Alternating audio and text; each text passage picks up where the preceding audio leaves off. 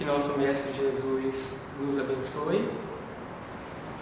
Hoje vamos refletir sobre um dos ensinamentos mais profundos de Jesus. Está presente no capítulo 3 do Evangelho segundo o Espiritismo, intitulado Há muitas moradas na casa de meu Pai. Essa fala de Jesus é uma das mais conhecidas e trazida em um momento também muito conhecido por grande parte das pessoas, que é a última ceia. É um diálogo de Jesus com seus discípulos, preparando-os para as lutas do porvir, pelas lutas que iriam acontecer. É a última reunião mais íntima que Jesus teve com os discípulos, porque ele seria preso na noite seguinte e ocorreria a sua crucificação. O que faríamos nós se soubéssemos que a nossa morte ocorreria no dia seguinte? Como aconteceu com Jesus? Porque Jesus tinha esse conhecimento prévio dos fatos que estavam por acontecer com ele, com seus discípulos e com todos daquele encontro. O que nós faríamos se soubéssemos desse fato, desse acontecimento? É um bom questionamento para a gente refletir. Será que a gente ficaria ansioso, nervoso? Talvez criaríamos uma revolta dentro de nós? Se a gente, por exemplo, pensar em uma pessoa encarnada, jovem, com seus 20, 30 anos, e essa pessoa recebesse essa informação que no dia seguinte ocorreria sua morte, seu desencarne, qual que seria a reação talvez mais comum dessa pessoa? Ficar revoltada, criar uma revolta consigo mesmo, criar uma revolta com Deus, e assim a maioria de nós lidaria com essa situação. Jesus, nesse momento, já nos mostrava a grandeza e a pureza do seu espírito. Porque, agindo de forma totalmente contrária, o que ele nos demonstrou nos momentos que antecediam a sua prisão e depois a sua crucificação? Nos demonstrou serenidade, nos demonstrou humildade ao agir ali com os seus discípulos, sabedoria, porque ele sabia tudo o que aconteceria e mesmo assim tirou proveito daquela situação, daquela lição para levar o aprendizado até seus discípulos. E uma paz interior, uma paz que nenhum de nós ainda conseguimos almejar ou conseguir, mas que estamos lutando para conseguir. Essa paz íntima que Jesus nos mostrou nesses momentos que antecediam a sua crucificação. E durante esse encontro com seus discípulos, Jesus, consta no Evangelho, ele disse: não turbe o vosso coração, crede em Deus, crede também em mim. Há muitas moradas na casa do meu Pai. Continuando, se assim não fosse, eu vou teria dito: vou preparar-vos o lugar. E depois que eu me for, vou aparelhar o lugar, virei outra vez e tomar-vos-ei para mim, para que lá onde estiver, estejais vós também. Olha que bonita a mensagem que Jesus deixa para os discípulos. Nós vemos Jesus preparando os discípulos no sentido de consolar para essas lutas que iriam acontecer. Então essa mensagem que ele deixa talvez tire um pouco de um sentimento de ansiedade, de incerteza do futuro que estava por vir, sentimento esse que talvez os discípulos estivessem tendo naquele momento, por todas as disputas, as brigas que aconteciam naquela época. E através dessa mensagem, Jesus traz esse consolo, e não só para os discípulos, mas um consolo também para todos os cristãos da época, que já acompanhavam as mensagens edificantes de Jesus. Além dessa mensagem no sentido de consolo, Jesus também estava, de certa forma, preparando os discípulos para essas lutas seguintes que iriam acontecer. Porque Jesus passou pelo processo de crucificação, mas após isso ele reapareceu em espírito para os discípulos, mas a mensagem que ele deixa, os discípulos precisam continuar colocando em prática, e essas são as lutas que estavam por vir, e esse é o preparo que Jesus deixa durante essa reunião para aquele grupo de discípulos e para os cristãos do porvir. Quando Jesus fala, há muitas moradas na casa do meu Pai, essa frase, Jesus está falando de que moradas? Né? De que moradas que ele cita quando ele fala? O planeta Terra e seus habitantes pertencem a essas moradas que Jesus está citando?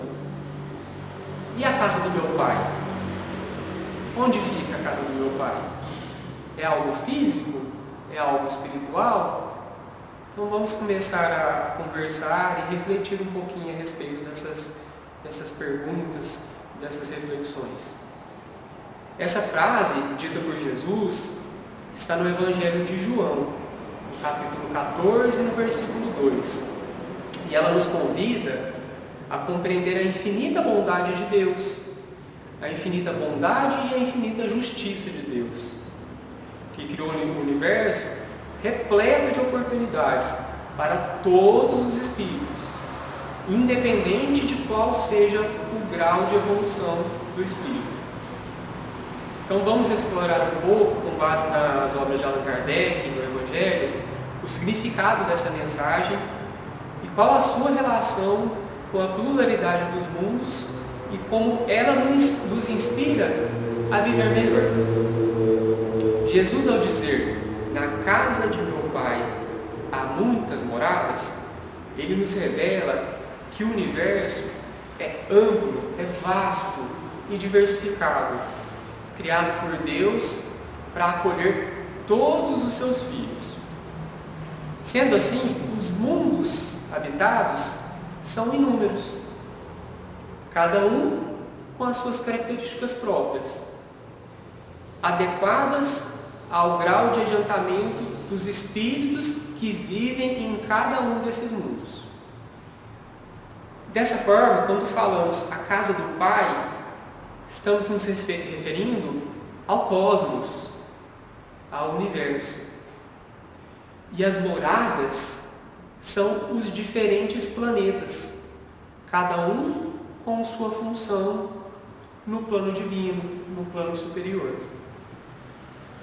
Allan Kardec, no Livro dos Espíritos, na questão 55, ele pergunta para o grupo de espíritos, e eles respondem. Ele pergunta assim: são habitados todos os globos que se movem no espaço? O grupo responde: sim, e o homem terreno está longe de ser, como supõe, o primeiro em inteligência, em bondade e em perfeição. Então, sim, o homem terreno não é o único habitante do universo. Existem sim habitações por variados planetas no universo. Entretanto, há homens que se têm por espíritos muito fortes e que imaginam pertencer a este pequenino globo o privilégio de conter seres nacionais. Orgulho e vaidade. Julgam que só para eles criou Deus o universo.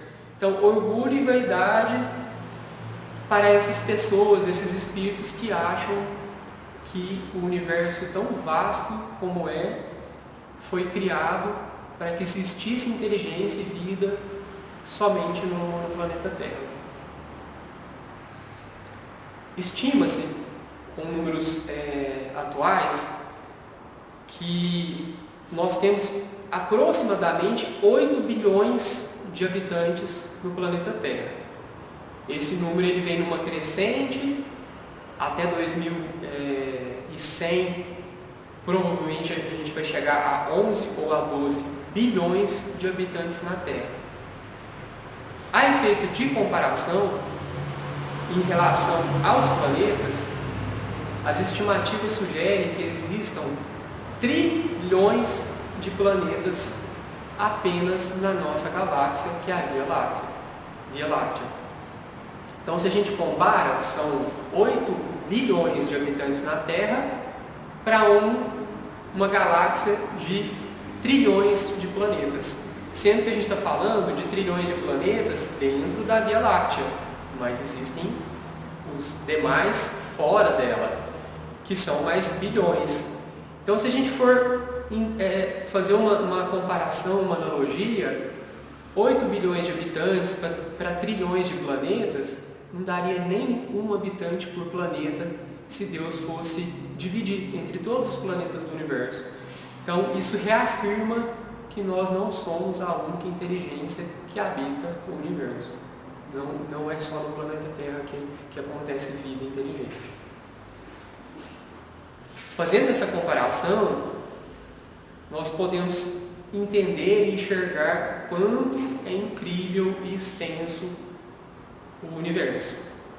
A gente não tem nem a dimensão exata do tamanho e da quantidade de planetas que existem. E dentro dessa imensidão de planetas, o Evangelho segundo o Espiritismo nos traz uma classificação dos mundos. Essa classificação é importante frisar que é uma classificação que consta no Evangelho segundo o Espiritismo, mas com foco em algo didático. É uma classificação que Allan Kardec organizou as ideias com fins didáticos, para que ficasse mais fácil o entendimento das pessoas da separação e do tipo de morada entre um planeta e outro. Então não é uma classificação absoluta, que o espírito ou o mundo atingiu determinadas características, automaticamente ele migra para outro. Não é assim que funciona. É algo didático que nos auxilia no entendimento como um todo. E aí são 5 classificações que são trazidas no Evangelho segundo o Espiritismo por Allan Kardec. A primeira categoria é a categoria de mundos primitivos.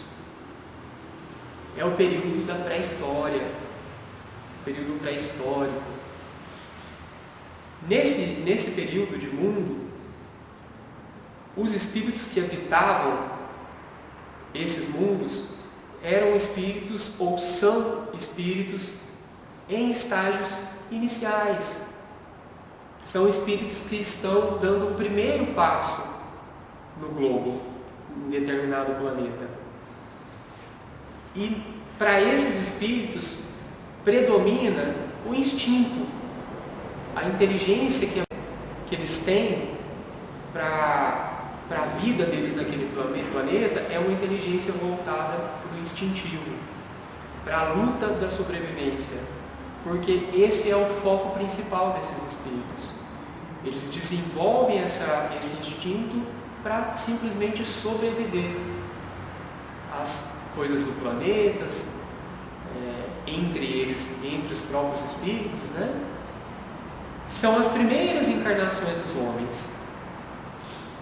E se a gente for pensar nesse cenário, desse mundo primitivo, será que existe o bem? Será que lá existe o mal? Muito pouco. Por quê? Devido ao pouco conhecimento de tudo. Então eles ainda não desenvolveram o conhecimento, as habilidades intelectuais para entender o que seja o bem e o que seja o mal. É tudo muito com base no instinto. É um período de desenvolvimento da intelectualidade, mas na sua forma rústica, na sua forma mais básica. Então, naquela época de mundo primitivo, o que eles aprendiam? A ter o domínio, por exemplo, do fogo, que seria tão importante para a sobrevivência. O domínio de criação, por exemplo, de objetos, e o desenvolvimento da inteligência voltada para a criação desses objetos que serviriam para a manutenção da vida desses espíritos, para eles conseguirem comer, para eles conseguirem beber água e assim por diante. E um outro conhecimento básico que começa nesse período histórico, pré-histórico, é a própria escrita, que com o passar dos anos seria desenvolvida e muito útil para a comunicação desses espíritos. Então, nesse período, não se pede muito da inteligência intelectual para esse grupo de espíritos que habitam esses mundos. Existe o desenvolvimento, mas ele é um desenvolvimento voltado para a sobrevivência. E a moralidade também não existe, porque eles não desenvolveram ainda dentro deles esse sentimento de entender o que é certo e o que é errado. Dessa forma é composto a primeira categoria, que são os mundos primitivos. E aí, galgando a evolução do planeta, a evolução dos espíritos, nós vamos para a segunda categoria, que é a categoria que entra os mundos de provas e expiações. E por que são chamados de mundos de provas e expiações? Porque a evolução desses mundos, a evolução intelectual dos seres humanos, ela começa juntamente com o progresso da inteligência. E com o avanço dessa inteligência, começam a acontecer as expiações, através da reparação dos erros que cada espírito cometeu. Então, se na primeira categoria de mundos primitivos não se tinha muito domínio intelectual e moral, e as lutas eram voltadas para a sobrevivência, quando a gente entra nos mundos de prova e expiação, já existe a reparação dos erros, e não só aquelas provas dos mundos primitivos.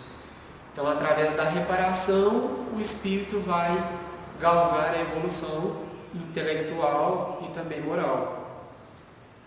Nesses mundos de provas e expiações, o mal ele vai predominar em relação ao bem. Então, ainda não existe um equilíbrio. O mal ele ganha, acaba ganhando do bem. É um estágio no qual, de fato, o desenvolvimento efetivo da inteligência acontece. Mas essa inteligência ainda, muitas vezes, voltada para o mal. E será que o planeta Terra é realmente um mundo de provas e expiações? Porque essa é a mensagem que o Evangelho nos traz, né? Que pertencemos a esse mundo. Mas vamos analisar. O mundo de provas e expiações, existe ainda muita perversidade, muita maldade. Acabei de falar da parte intelectual. Esse avanço intelectual ele é muito voltado ainda para um avanço sem a moral. Então o espírito ele avança na inteligência, mas uma inteligência muitas das vezes voltada para fazer um mal para o seu próximo, para o ser humano. Existe ainda a escravidão? Existe a escravidão nesses mundos de prova e expiação. Existem as guerras? Sim, existem as guerras. Existe a fome, a violência? Sim. São características que formam um conjunto de habilidades ainda voltadas para o mal. Existe o bem? Existe, mas ainda em minoria. E todas essas características, se a gente for pensar na Terra como planeta, a gente entende que ainda elas estão presentes. Nós não temos talvez a escravidão como ela acontecia há pouco mais de 100 anos atrás. No Brasil, por exemplo, a escravidão acabou em 1888, mas nós temos talvez outros tipos de escravidão. Quando a gente vê o noticiário na TV, que a gente vê um grupo de pessoas que trabalhavam em determinada área, em determinada usina, algum tipo de trabalho que é considerado um trabalho escravo. E a gente poderia expandir isso não só no Brasil. Infelizmente é muito comum a gente ainda ver esse tipo de notícia. É um trabalho escravo. Falei há pouco das guerras. A gente tem há alguns anos a guerra acontecendo entre Rússia e Ucrânia, mais recentemente entre Israel e Irã. Então as guerras também continuam acontecendo no nosso mundo. Falei da fome, falei da violência, são todos aspectos que, se a gente for olhar com atenção, ainda temos no planeta Terra. E essa série de coisas que acontecem são geradas pelo próprio homem. Tudo isso acontece através das nossas escolhas, através do livre-arbítrio. E refletindo sobre esses aspectos, não temos dúvidas, a Terra é um planeta de provas e expiações. Entretanto, estamos caminhando gradativamente na construção e na transição para um mundo melhor, através da evolução da inteligência, intelecto, moral dos seus habitantes. Então, hoje, talvez nos últimos 100 anos, a gente percebe claramente uma evolução da inteligência moral do ser humano. Por mais que a gente ainda veja tantas coisas ruins e perversas acontecendo no mundo, existe sim uma evolução muito clara da moralidade do ser humano. Só que essa evolução, ela acontece de uma forma natural, não na velocidade que a gente gostaria. Nem a evolução do mundo, nem a evolução dos seres humanos. Ela acontece segundo as vontades e os desígnios de Deus. Galgando para a próxima etapa, entramos na terceira categoria de mundos, que são os mundos de regeneração.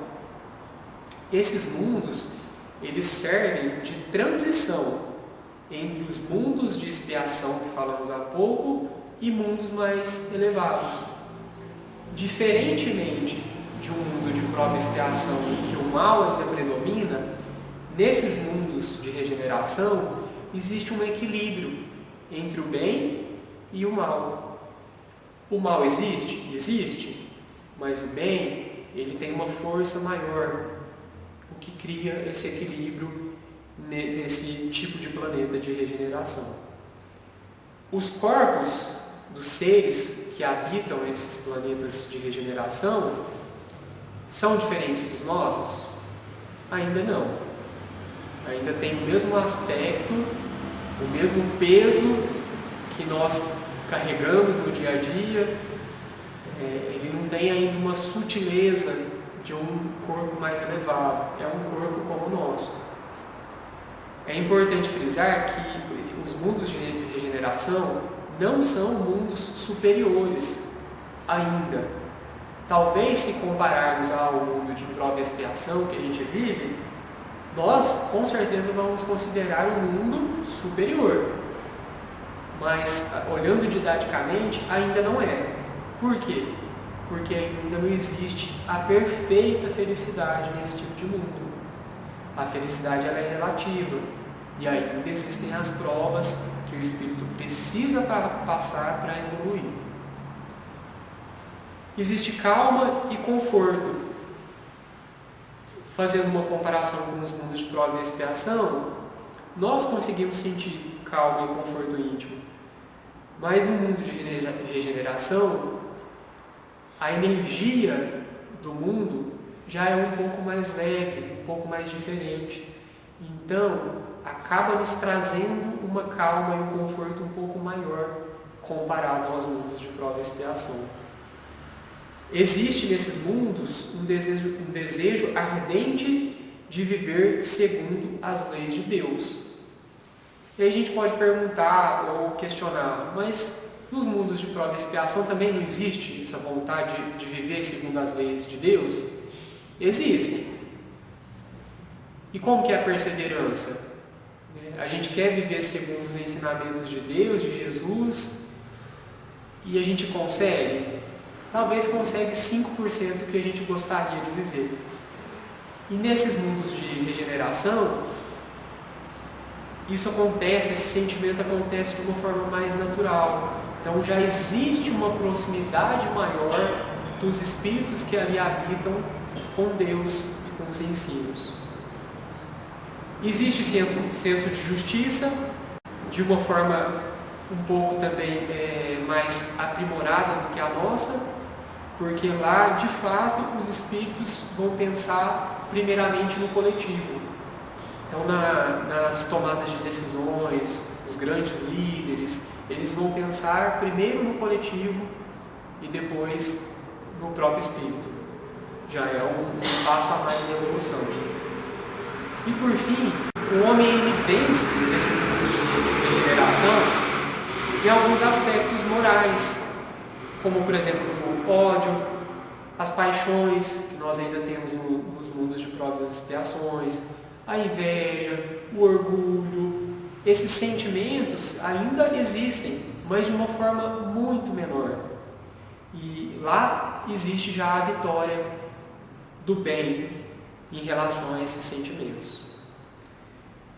Continuemos galgando a evolução dos planetas e dos seres humanos e saindo da terceira categoria, que são esses mundos de transição, e entrando na quarta categoria, que são os mundos felizes.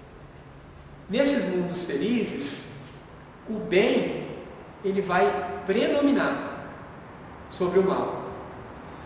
Então, nos mundos de provas e expiações, o mal ganha do bem.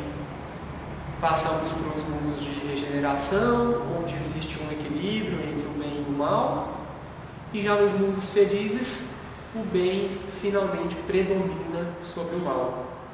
Os espíritos, eles vivem em harmonia. Uma harmonia natural, com poucos sofrimentos. Isso mesmo. Poucos sofrimentos, porque os sofrimentos ainda existem. Então significa que nos mundos felizes os seres já são perfeitos? Não, os seres ainda não são perfeitos. Talvez para nós, no mundo que a gente habita hoje, são seres perfeitos, e é natural que a gente enxergue dessa forma. Mas no grau de evolução dos espíritos ainda existe sofrimento, muito sutil, muito pequeno, mas ele ainda existe.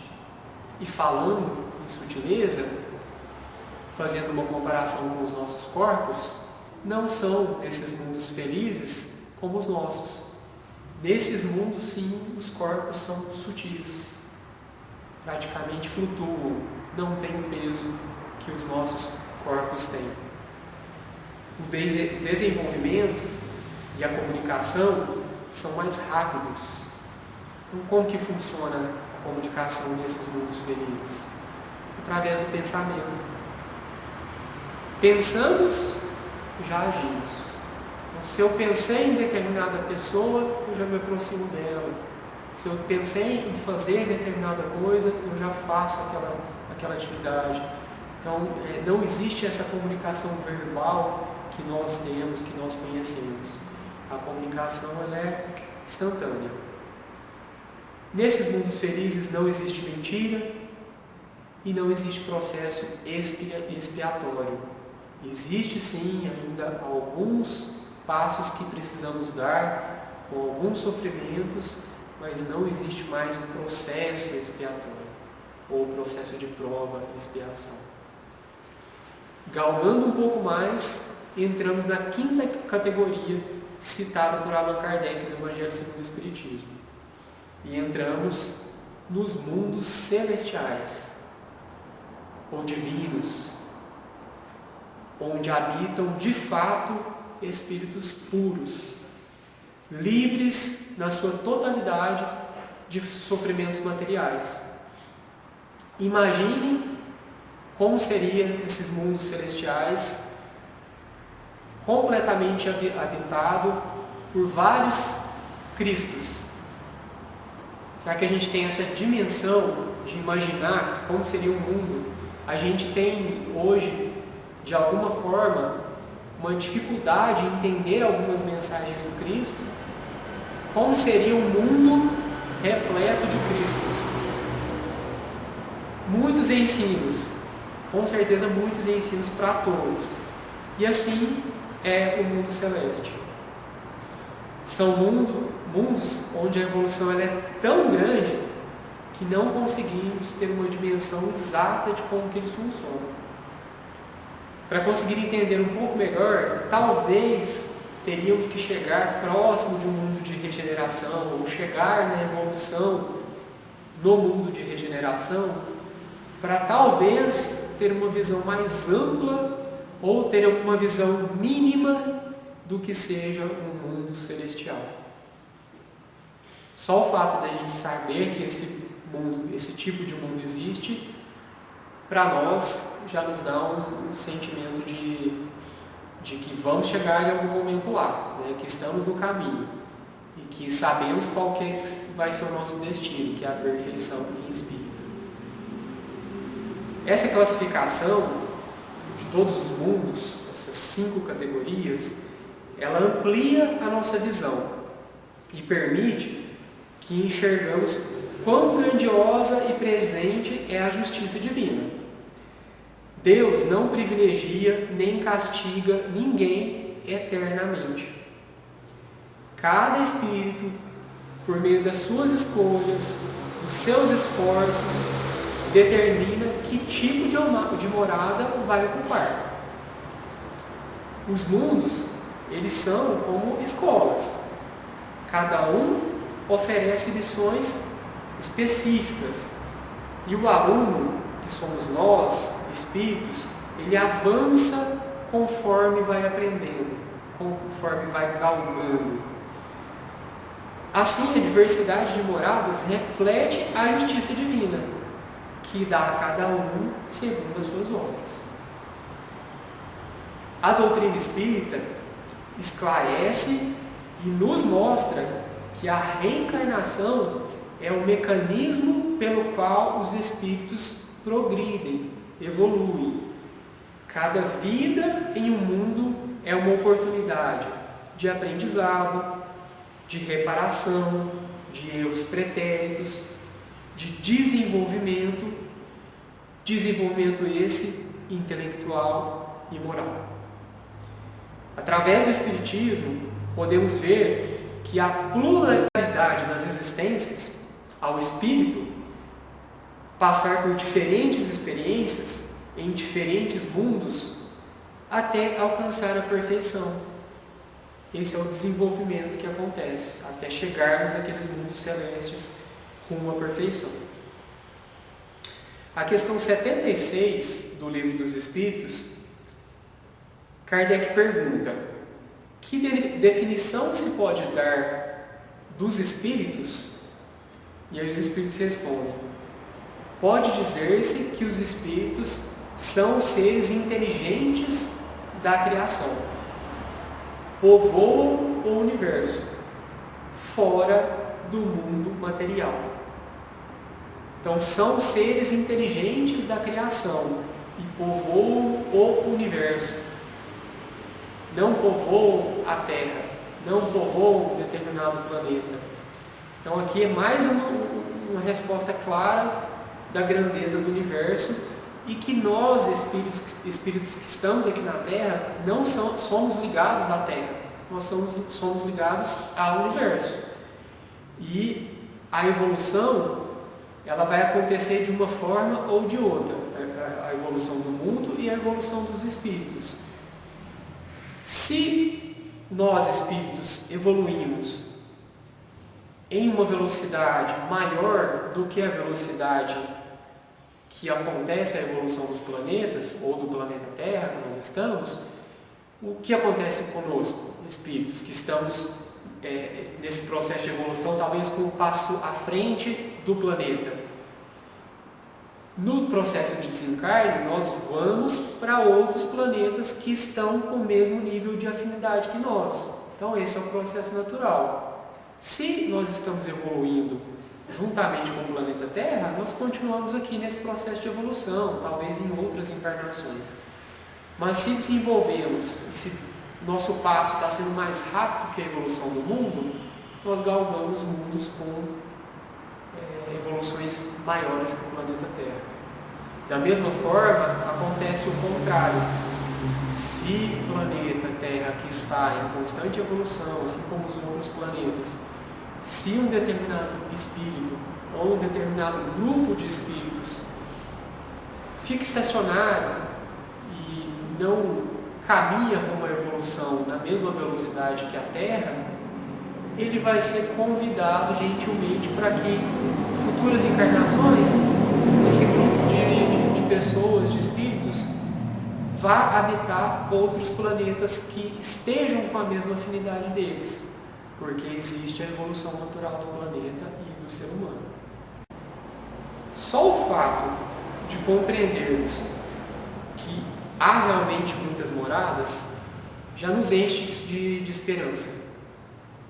Mesmo que enfrentemos as dificuldades na Terra, sabemos que elas são passageiras e apenas um degrau em nossa jornada rumo à evolução espiritual. Essa certeza nos motiva a perseverar, a cultivar virtudes e a superar os desafios com paciência. Quando enfrentamos, por exemplo, alguma perda de um ente querido ou uma dificuldade de saúde, podemos lembrar de que a vida na Terra é de fato temporária. Talvez o período que a gente acha muito longo é um instante pensando sobre o aspecto da vida espiritual. E se a gente age com amor, com paciência, com fé, a fé ensinada por Jesus, nós estamos, de certa forma, preparando o nosso caminho para moradas em mundos mais felizes. A doutrina espírita, ela mostra que nós somos responsáveis pelo nosso progresso. Nossas ações, nossos pensamentos, nossos sentimentos influenciam não apenas na nossa vida atual, mas também na nossa trajetória espiritual. Assim, cada escolha que a gente tem conta.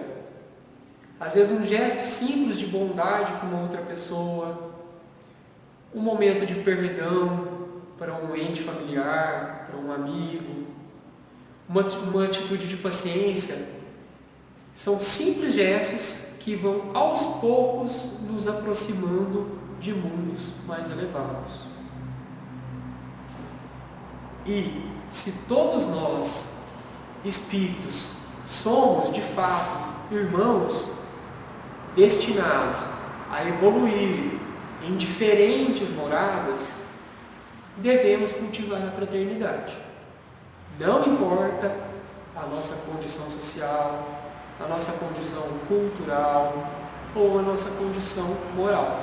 Todos nós estamos no mesmo caminho, que é rumo à perfeição. Isso nos convida a praticar a caridade, o respeito com o próximo, a sermos pessoas mais solidárias, a exercermos, a trabalharmos sentimentos como a gratidão, por um gesto que uma pessoa fez por nós, a trabalhar dentro de nós a nossa paz, a paz que eu citei no começo, que Jesus tinha naquele momento tão delicado, e a nossa fé. Então devemos trabalhar esses sentimentos em nós. O ensinamento de que há muitas moradas é um chamado à ação. Como espíritas, temos a missão de viver de acordo com os princípios do Evangelho. Nós temos que ser exemplos de amor e humildade.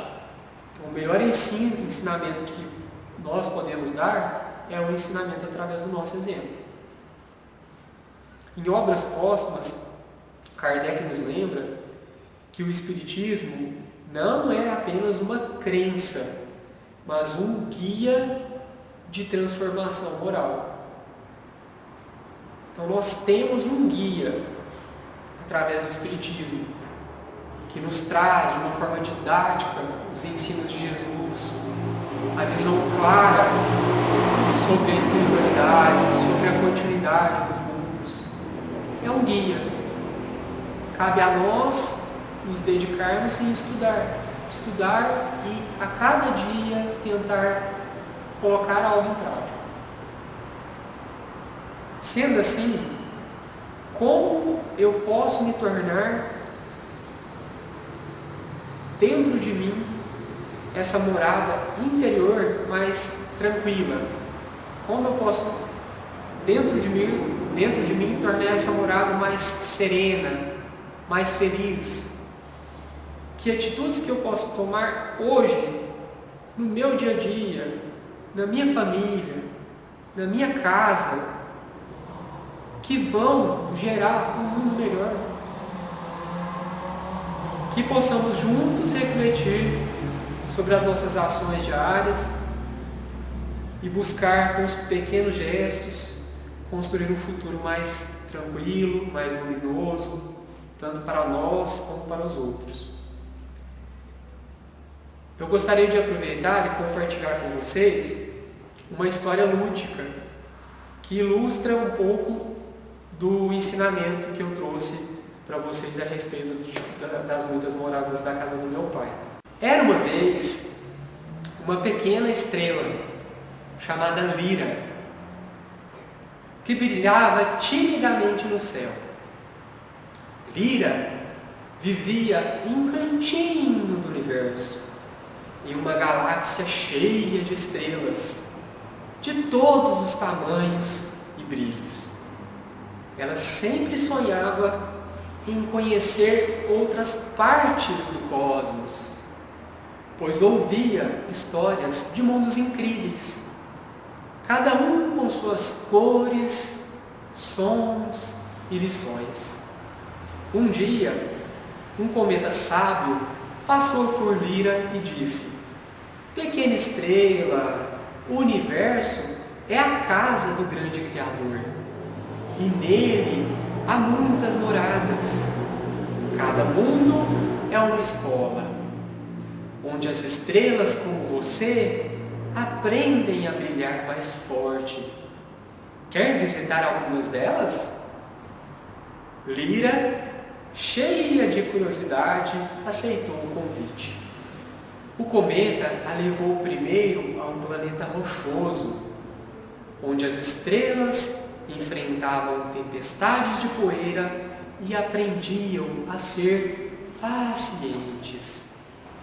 Lira viu uma estrela jovem, chamada Solis, que mesmo em meio às dificuldades, ajudava outras a encontrar o seu caminho.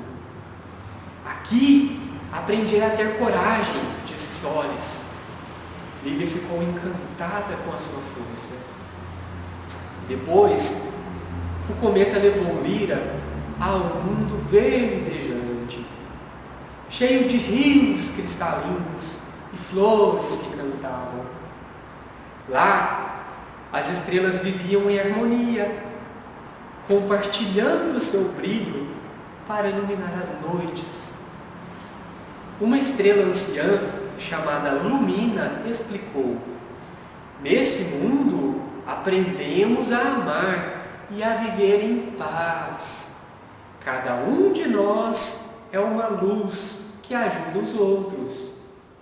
Por fim, o cometa mostrou a Lyra um mundo dourado, onde as estrelas pareciam feitas de pura luz.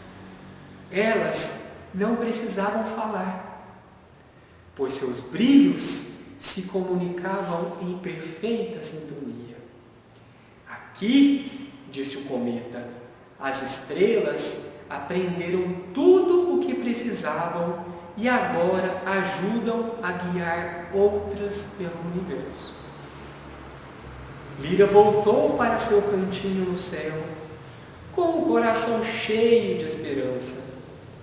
Ela percebeu que, mesmo sendo uma pequena estrela, cada esforço para brilhar com amor e bondade a preparava para novas moradas, cada vez mais bela. E a partir daquele dia, Lyra decidiu brilhar com mais força, ajudando outras estrelas a encontrarem seu caminho no vasto universo do grande Criador. Assim como Lyra, cada um de nós está em uma jornada de aprendizado. As moradas que habitamos hoje são oportunidades para crescer, para amar e para evoluir rumo a mundos mais felizes.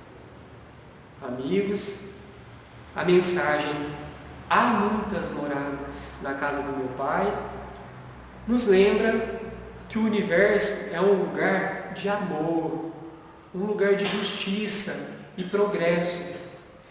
Cada desafio que enfrentamos na Terra é uma oportunidade para nos tornarmos espíritos melhores e nos prepararmos para moradas mais elevadas. Que possamos, assim como a pequena estrela Lyra, brilhar com a bondade e a esperança, contribuindo para um mundo mais fraterno. Agradeço a todos pela atenção, pela reflexão de hoje. Que a paz esteja com todos.